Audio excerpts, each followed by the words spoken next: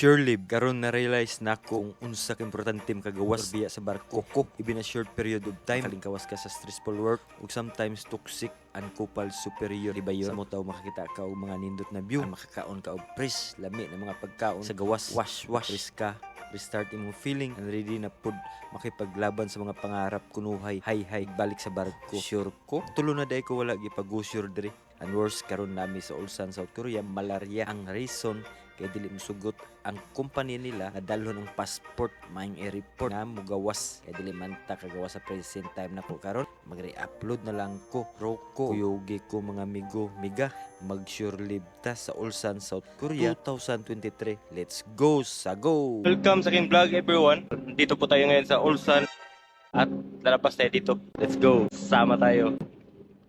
Makalabas na tayo dito sa Ulsan, South Korea. Finally, after 4 years. Ako pala si Bon. Tercero. Tapos may mga kababayan tayo dun. Enjoy ko pa yan. Enjoy. Ingat kayo. Enjoy. Ingat. Oh, together. A few moments later. Kailangan ng cruise yan. Ayan lang siguro. Huwag kalimutan ng cruise. Ginagawa mo. Ano mo sa matong?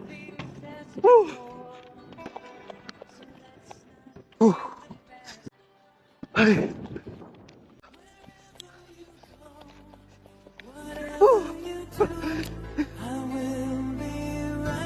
Kaganda dito sa Ulsan guys.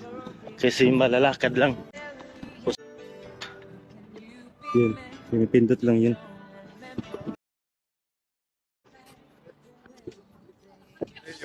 Pali.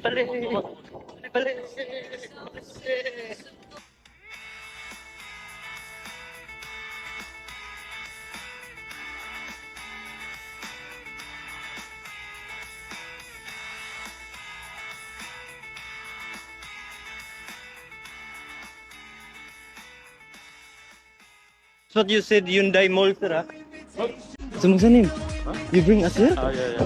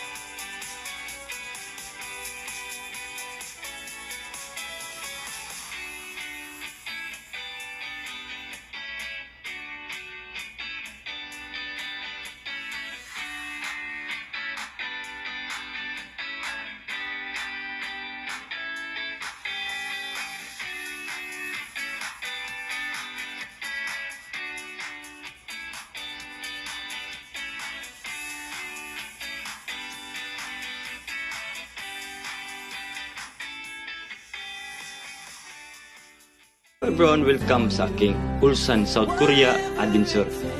As part na pala to ng Ulsan adventure ko, katapos naming kumain doon, magkakape muna kami dito sa Idea Coffee.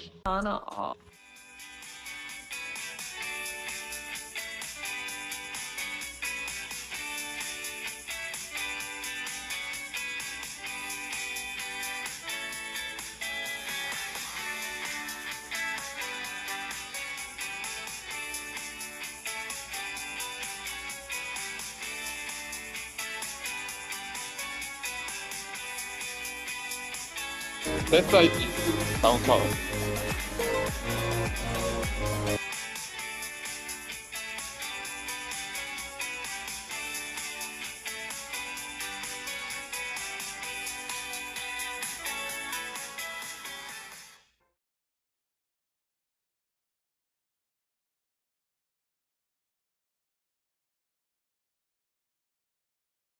Pabalik na kami ng barko. Back to reality na naman.